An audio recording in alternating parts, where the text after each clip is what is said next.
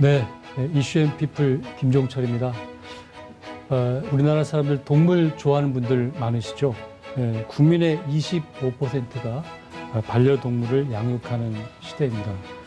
여기에 축산농가의 가축과 야생동물 보호까지 다양한 수의 업무를 보는 분들이 계십니다. 그분들을 통해서 우리가 또 반려동물을 잘 키우고 이렇게 보호하고 뭐 그러고 있을 텐데요. 오늘은 그분들을 대표하는 대한수의사회 허주영 회장님을 함께 모셨습니다. 안녕하십니까? 네, 안녕하십니까? 네. 자, 대한수의사회 굉장히 좀 역사가 오랜 것 같습니다. 네. 1948년도에 이 설립이 돼서 상당히 긴 역사를 지니고 있는데 회장님께서는 뭐 창립 72년 만에 첫 직선제로 좀 당선이 되셨다고. 네네. 네, 어떻습니까? 3년 전에 선거운동을 할 때 네. 강원도 속초 간성에서부터 제주도 서귀포까지 선거운동을 했었거든요. 아, 그러셨어요? 그래서 선거운동을 하면서 굉장히 힘들었습니다. 전국구가 되놓으니까. 그래서 지역 선거는 전국 선거보다 지역 선거가 더 쉽구나 생각했거든요. 네. 그래서 앞으로 국회의원 나오면 정말 될 수 있겠다 이런 생각까지 하였습니다. 아, 그러셨어요? 예. 이 선거 나가면 굉장히 쉽지가 않은데. 그렇죠. 예. 그렇죠? 네. 저는 이제 수의사 일도 한 25년 정도 했었거든요. 네. 동물병원 하면서 이제 제가 인천 지역에서 동물병원을 했었거든요. 그래서 동물병원 하면서 인천 수의사 회장 역할도 하고 네. 또 한국동물병원 협회장 역할도 하고 그러다 보니까 이제 선거에서 저희들이 5명 후보가 나오셔가지고 제가 40%를 득표를 했습니다. 자, 그러면 이제 그동안에 그 회원들의 열망이 컸기 때문에 기대치도 높았다고 볼 수가 있겠는데 네네. 그동안에 주로 어떤 일을 해오셨는지 궁금하네요. 예. 저희 한국의 동물 진료는 굉장히 좀 왜곡된 현상이 많거든요. 네. 네. 옛날에는 축산업 때문에 동물 진료를 굉장히 좀 수의사의 권한을 많이 축소를 시켰고요. 네. 그래서 동물 진료에 자가 진료를 도입하고 우리나라에만 있는 진료거든요. 네. 자가 진료를 도입하고 또 수의사가 없어도 수술을 할 수 있고 자기가 키우는 동물들은 네. 심지어는 반려동물도 옛날에는 집에서 뭐 수술하기도 했거든요. 네. 이게 이제 동물 학대인데 그런 것들을 저희들이 계속 보아오다가 이제 그에 대한 철폐 운동을 해오다가 저희 2017년도에 처음으로 반려동물 분야에서는 이제 자가 진료가 폐지가 됐거든요. 그러나 아직까지도 산업동물에서는 그 자가 진료가 허용이 되어 있어가지고 일부 농장주 하시는 분들은 외과적인 수술도 한다고 하더라고요. 네. 그런 왜곡된 현상을 저희들이 좀 변경하기 위해서 굉장히 노력해 왔습니다. 네. 수의사회 입장에서는 좀 더 엄격한 것이 필요한 것이고 아직 일반 민간 사회에서는 조금 더 그동안에 이제 우리가 전통적으로 해왔던 그런 부분이 있기 때문에 좀 더 시간이 갈수록 이 부분이 이 거리감이 좀 좁혀졌으면 좋겠다 그런 생각을 해보게 되고요. 네네. 뭐 아무래도 이제 20여 년간 동물병원을 운영하셨다고 했는데 뭐 나름대로 이제 수의사라고 하면 어떻게 보면 특정한 좀 직업이라고 볼 수도 있겠는데 네. 동물을 좋아해서 또 이렇게 하실 수도 있고 뭐 여러 가지 뭐 상황이 있을 텐데 좀 보람을 느꼈던 순간이 있으셨어요? 저희들은 이제 저는 수의사를 하겠다는 생각을 초등학교 때부터 했었거든요. 아, 그러셨습니까? 예, 집에서 예. 강아지를 키웠는데 당시에 초등학교에 다닐 때 동네에 강아지 전염병이 돌았는데 아, 이제 저희 집 강아지만 이제 살아남았거든요. 그걸 보면서 수의사를 한번 해보자 해가지고 네. 이제 고등학교부터 이제 수의학 공부를 이제 가야 되겠다 수의과대를 갔다가 졸업을 하였습니다. 동물 진료에는 뭐 개나 고양이 여러 동물이 있는데요. 제가 치료한 동물 중에 제일 기억에 남는 거는 달팽이를 치료한 기억이 있습니다. 달팽이. 예. 예. 그 집에 학생이 달팽이를 키우고 있었는데 네. 사전이 넘어지면서 달팽이 집을 좀 때렸거든요. 네. 이게 집이 좀 부러졌더라고요. 파괴돼가지고 병원에 데려왔더라고요. 다행히도 달팽이 몸은 하나도 안 다쳤어요. 그래서 그 본드로 이제 달팽이 집을 붙여가지고 이렇게 보내준 적이 있습니다. 아마 달팽이 치료한 사람은 전 세계에서 아마 제가 처음일 겁니다. 아. 자, 지금 이제 이 반려동물 시장이 그동안 많이 커지긴 했습니다만은 또 반려동물 문화는 아직도 우리가 좀 개선해야 할 부분이 좀 있는 것 같은데 그 뭐 수의사법 개정안이라든가 이런 부분이 조금 진행이 돼 오면서 이 수의사협회 쪽에서는 다소 좀 아쉬운 점도 있다라고 이렇게 네. 좀 지적이 되고 있습니다. 어떤 점이 있을까요? 동물 의료라 하는 것은 굉장히 세밀하게 봐야 되거든요. 네. 그런데 지금 정부가 개정한 것들은 대부분 특정 민원에 의해서 고치고 있거든요. 네. 그래서 그렇게 하면 사실은 수의사법이 올바르게 가지 않는다. 저희들은 이제 동물 의료 발전 5개년 계획을 세워서 순차적으로 이제 이걸 한번 짚어보자고 이렇게 생각하고 있거든요. 네. 그래서 현재 수의사법이 수의사에 관한 법률이지 동물 의료에 관한 법률은 아니거든요. 이게 수의사법에 계속 이상을 잡아있다 보니까 지금 수의사법이 이제 누더기법이 돼버린 거죠. 네. 그래서 현재 법을 저희들은 발전적으로 좀 해체를 하고 동물 의료에 관한 법률을 하나 새로 만들어야 되지 않겠나. 지금 현재의 법은 1972년도에 마지막으로 개정된 법안이거든요. 아. 그래서 현재 우리나라 의료 시장하고는 전혀 맞지가 않거든요. 네. 그래서 이게 민원에 의해서 개정하는 것보다는 전문가들이 모여서 심도 깊게 검토하고 개정해야 국민들에게 올바르게 동물 의료를 서비스할 수 있다고 봅니다. 네. 결국에 이제 그 동물 진료권하고 네. 좀 연관이 될 수가 있을 것 같은데 네네. 사실 일반인들은 동물 진료권이 뭘까라고 이렇게 좀 궁금해하는 부분도 있을 것 같아요. 그만큼 아직까지는 저희가 좀 체계적인 부분이 좀 덜하다 이렇게 네네. 볼 수가 있겠는데 네네. 농가라든가 뭐 일부 동물 보호자들도 뭐 이렇게 자가 진료를 한다고 그러는데 네네. 자가 진료를 했을 경우에 장단점도 있을 것 같아요. 네네. 어떤 부분이 있습니까? 우리가 뭐 사람 아기들이 아플 때 약을 먹인다거나 네. 또 상처가 났을 때 약을 바른다는 거는 이것도 다 자가 진료에 들어가거든요. 네. 그런 OTC 제품을 이용한 자가 진료는 허용이 돼야 된다 보고 있습니다. 네. 그렇지만은 항생제라든지 또 생물학 제제 또 백신 이런 것들은 굉장히 위험하거든요. 네. 항생제를 많이 쓰게 되면은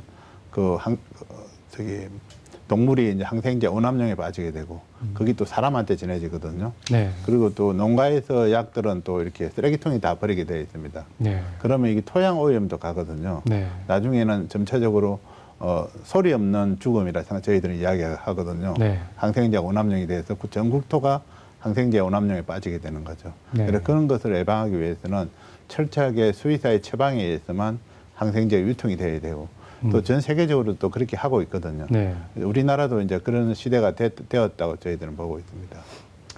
근데 사실은 되게 전문적인 부분은 수의사들이 좀 네. 하지만 일반적인 부분들은 사실은 그 집에서도 할 수 있지 않겠습니까? 그래서 그러니까 제가 지금 말씀을 들어보면 어떻게 보면 좀 지나치게 그 수의사를 통해서만 이 동물이 진료가 되어야 한다라는 느낌도 가질 수가 있는데 네네.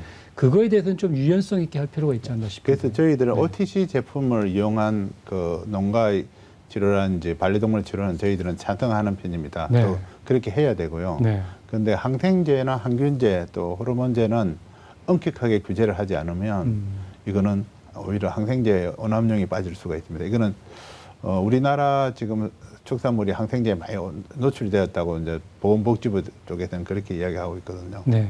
그래서 저희들도 어느 정도 일정 부분 동의하고 있는 부분입니다. 이런 것이 계속되면 저희 사람한테도 우리 보건 건강에도 위해를 끼칠 수가 있거든요. 네. 그래서 일반적인 OTC 관련 제품들은 사실은 일반 보호자들이 하도 큰 문제는 없다고 보고 있습니다. 수의사법 개정안 관련돼서 조금 더 내용을 좀 살펴보면은 뭐 핵심적인 내용이 있을 것이고 여기서 조금 그 지적하고 싶은 부분도 있으실 것 같아요. 네. 예. 문재인 정부 말기 때 수의사법이 일부 개정이 처음으로 되었거든요. 네. 거기에는 그 이제 진료비를 이제 보호자들한테 사전 수술된 수술 동물의 진료비를 사전에 이제 고지하고 또 그게 사후에 또 다시 고지하는 그런 형태로 바뀌었습니다. 네. 그리고 또 수술 비용을 특수 진료 비용을 고시하게 되어 있습니다. 그래서 저희들 같은 경우에는 지금 의료 항목이 표준화가 안 되어 있거든요. 저희 동물원. 그래서 의료 항목이 표준화가 안 되어 있기 때문에 이 표준화가 안 되어 있으면 오히려 이게 혼란을 줄 수가 있다. 네. 먼저 의료 항목부터 표준화시키고 순차적으로 고시를 하자 이렇게 제안을 했거든요. 네. 근데 거기 받아들이지 않고 그냥 일방적으로 이제 통과가 되다 보니까 지금 오히려 진료 비용이 좀 폭등하는 경향이 있습니다. 네. 그래서 원래는 진료 수가가 우리나라는 정해져 있었거든요. 이제 1998년도까지 그 당시에 이제 이게 그 세계 경제기구에서 이제 카르텔을 없애라 이래 가지고 정부에 있는 모든 규제를 없애는데 저희 진로 수가도 들어갔습니다. 네. 근데 그 당시 저희들은 반대를 했었거든요. 네. 진로 수가를 폐지해 버리면 동물 진료가 천차만별이 된다. 당시 정부는 그 오히려 진료비용이 싸지면은 그 보호자들이 싼 데 갈 것이다 이렇게 이야기를 했거든요. 네. 막상 폐지가 되니까 실력이 있는 사람들은 진료 비용을 높이잖아요. 이게 보호자들이 높은 데로 가는 거예요, 자꾸. 그러니까 진료 비용이 따라서 높아지는 그런 현상이거든요. 네. 지금 이번에 문재인 정부 말기 때 개정된 수의사법 가지고는 오히려 거꾸로 이제 지금 옛날처럼 진료 비용이 폭등을 가져올 거라 저희들은 예상하고 있거든요. 네. 그럼 그 책임을 또 동물병원이나 수의사들한테 또 지우게 될 수 있다는 거죠. 그래서 저희들은 이걸 신중하게 해야 되는데 아무런 검토, 그 당시 민원 때문에 그냥 검토 없이 그렇게 돼버렸죠. 하여간 좀 더 세밀한 조율이 좀 필요한 것 같고요. 요번에는 이제 그 최근에 지금 아프리카 돼지 열병 상당히 치사율이 높은 것 같아요. 그래서 지금 뭐 계속 발생이 되고 있는데 지난 3년간 살처분한 그 마리 수만 해도 40만 마리다. 네네. 너무 일방적으로 이렇게 좀 살처분 중심으로 이루어지는 게 아니냐. 그렇다고 한다면 제대로 된 전문가가 이 일을 하고 있느냐. 과연 정부가 제대로 하고 있느냐. 그에 대한 좀 우려하는 부분도 있는 것 같은데 실제로 또 피해도 많이 발생이 되는 것 같고요. 어떻습니까? 제가 대한수의대장이 되고 나서 그 아프리카 돼지 열병 때문에 이렇게 경기도 연천 지역 농가를 한번 방문했거든요. 네. 그 농가는 이제 아프리카 돼지 열병 때문에 이제 다 살처분을 했더라고요. 네. 그래서 그 농장주가 이제 30대 농장주인데 저한테 이제 이런 이야기를 했습니다. 회장님, 살처분도 가급적이어야 되지 않겠습니까? 물어보는 거예요. 당연히 가급적이어야 된다. 근데 이거 살처분은 가급적이지 않다고 이야기하는 거예요. 네. 아니, 아프리카 돼지열병 걸렸으면 살처분하는 건 당연한데 왜 가급적이지 않나 물어보니까 자기 농장에는 발생이 안 됐다고 하더라고요. 예. 그런데 어디서 그런 발생이 됐냐 하니까 연천 저기 북쪽 지역에 발생이 되었고 그 농장은 연천 남쪽이거든요. 한 30km 떨어져 있고요. 네. 근데 같은 연천 지역이라 다 살처분하고 네. 발생된 농가에서 5km 떨어져 있는 포천 농가는 살처분이 안 됐거든요. 네. 그러니까 이거는 가급적이지 않다는 거죠. 그러니까 제가 봐도 그런 가급적이지 않거든요. 그래서 그 당시에 이제 정부나 이런 데 많이 항의를 해가지고 지금은 그 기초자치단체로 이렇게 살처분하지 않고 이제 방역대로 해서 살처분하는데 그래도 거기에는 또 굉장히 함정이 또 숨어 있습니다. 우리 방역대를 설치하면 3kg, 5kg를 잡거든요. 그럼 3kg 안에는 다 살처분을 시켜요. 근데 실제로 발생되지 않는 농가가 더 많거든요. 네. 그러다 보니까 엄청난 많은 손실이 오고 국가적으로도 예산 낭비가 되고 있죠. 그 신뢰가 지난 2021년도에 그 AI 그러니까 조류 인플루엔자가 발생이 됐을 때 그 당시에 3kg 이내는 다 살처분을 했거든요. 네. 그래서 제가 그 농가들을 보니까 이게 발생된 농장만 발생이 되고 그 옆에는 농가가 발생이 안 되더라고요. 그래서 제가 반대 의견을 냈거든요. 발생된 농장만 살처분하고 3kg 이내에는 검사를 하자. 근데 그런 거 무시하고 계속 살처분을 하다가 우리 계란값이 폭등한 적이 있잖아요. 네. 예, 그런 또 실수를 할 수가 있는 거죠. 그래서 그럴 때는 좀 전문가들하고 좀 의견을 나눠야 되는데 실제로 국가의 그 방역 심의위원들이 대부분이 또 좀 친정부적인 인사들이 많이 들어가 있습니다. 네. 그러다 보니까 그냥 그 의견대로 또 쫓아가는 경우도 많고. 그래서 이런 것도 한번 전반적으로 새 정부 들어왔으니까 전반적으로 한번 짚어봐야 되는데 지속적으로 옛날의 그 간행을 답습하고 있어서 좀 안타까운 뿐입니다. 농장 전담 수의사제가 네. 좀 연관이 있습니까? 네. 세계 유럽이나 이런 나라는 대부분 농장에 그 농장 인근의 동물병원 수의사가 농장을 관리하고 있거든요. 그런데 우리나라는 농장을 관리하는 거는 그 동물병원 수의사가 아니고 농장주가 관리하고 농장주가 방역 기관에 신고하는 형태입니다. 그러다 보니까 실제로 농장에 질병이 났을 때는 농장주는 좀 숨기기 마련이거든요. 네.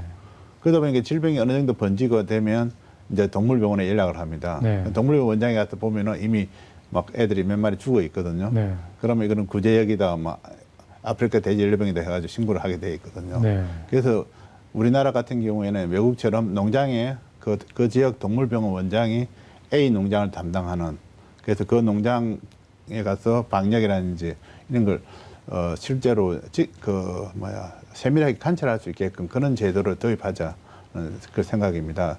외국은 실제로 그렇게 하고 있고요. 우리가 보통 이제 농장이 큰 농장도 있고 네. 작은 농장도 있고 네네. 옛날에 뭐 한 마리 키우는 경우도 있었고 두 네네. 마리 키우는 경우도 네네네. 있었고 그랬는데 지금은 이제 조금은 그 뭐라 그럴까요? 좀 많아지다 보니까 이제는 좀 더 이런 그 가축 방역과 관련돼서도 조금 더 체계적이고 과학적인 네. 그런 부분이 좀 필요하다 이런 말씀이신 거죠? 그렇죠. 네. 자, 얼마 전에 그 대한한돈협회하고도 좀 뭐 업무 협약을 체결했다고 하시는데 뭐 다방면으로 이렇게 좀 활동을 하시는 것 같아요. 네. 저희들이 한돈이 지금 아프리카 돼지열병이나 구제역 때문에 우리나라 돼지가 많이 살처분 당했고 좀 아픔을 겪거든요. 네. 그러다 보니까 이번에 새로 한돈협회 회장님이 새로 당선되시고 해서 저희들이 많은 의견을 교환했습니다. 그래서 한돈 어뢰 체계를 한번 바꿔보자. 네. 그리고 우리나라에 발생되는 그 한돈의 질병을 한 가지씩 없애보자고 저희들이 이제 업무 협약을 맺었습니다. 네. 그래서 조만간에 제일 이제 쉬운 기생충부터 우리나라에는 기생충이 없다. 그다음에 어떤 질환이 없다. 이런 식으로 한 개씩 없애보자고 저희들이 이제 그런 방향으로 업무 협약을 맺었습니다. 네, 지금 정부가 그 반려동물 보유세를 도입한다. 과연 이렇게 뭐 강아지를 키우는데 왜 내가 세금을 내야 돼? 라는 좀 그 일차원적인 네네. 좀 궁금증이 들 것 같은데, 나름 정부에서도 필요성이 있을 것이고, 근데 또 수의사협회 입장에서는 또 그렇지 않은 경우도 있을 것이고, 어떻습니까?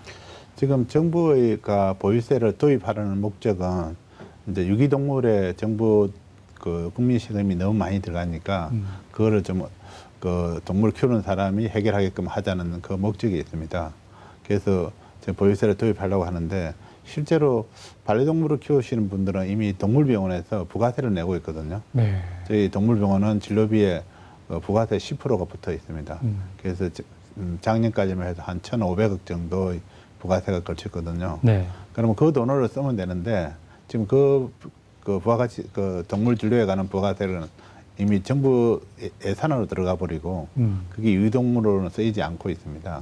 그래서 만약에 보유세가 발생이 되면은 오히려 보유세가 부과가 된다면 오히려 유기동물이 더 많이 발생할 수가 있고요. 네. 또 이제 지금 우리나라가 반려동물 문화가 조금씩 이렇게 성장하기 시작했는데 오히려 반려동물 문화의 그 발전은 물론 또 관련 산업까지도 저하시킬 수 있다고 저희들은 보고 있습니다. 네. 그래서 아직까지는 우리나라에서는 좀 보유세를 도입하기에는 좀 시기상조라고 볼 수가 있죠.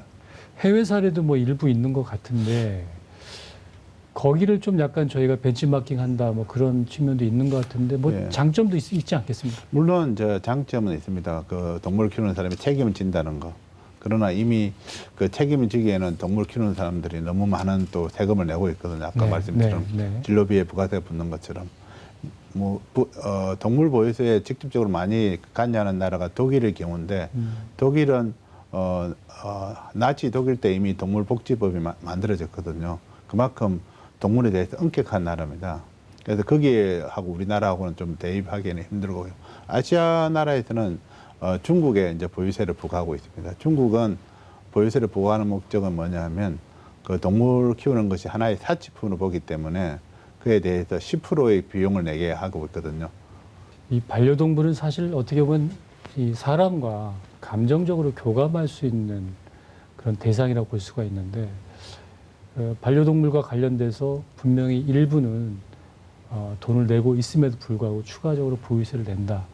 요거는 지금 시점에서는 다소 좀 섣부른 감이 아닌가라는 생각도 들고, 감정적인 측면에서 오히려 우리가 좀 따뜻하게 안아야 될 대상이 과연 돈으로 매겨져야 되는가라는 부분도 한번 저희가 생각할 필요는 있는 것 같습니다. 네.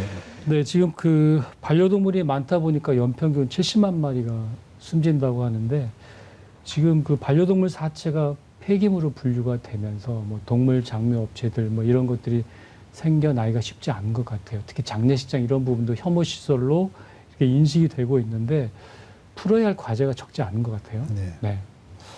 지금 반려동물의 사체는 매장하는 것은 불법입니다.